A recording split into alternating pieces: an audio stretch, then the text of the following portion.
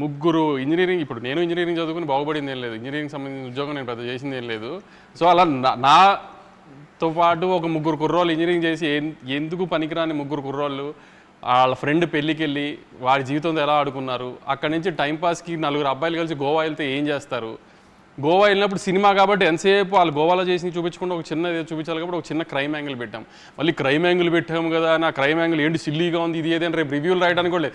నేనే చెప్తున్నా crime angle చాలా సిల్లీగా ఉంటుంది, అది కూడా కామెడీ కోసం పెట్టిన క్రైమ్ యాంగిలే. కథ ఒక లేయర్ ఉండాలి కాబట్టి క్రైమ్ యాంగిల్ పెట్టాం, అది సిల్లీగానే ఉంటుంది. దానికి కూడా లాజిక్ లేతికి అదేంటి స్ట్రెంత్ లేదు క్రైమ్ యాంగిల్లో, లేకపోతే వెనకాల డెప్త్ లేదు. డెప్త్ లేదు.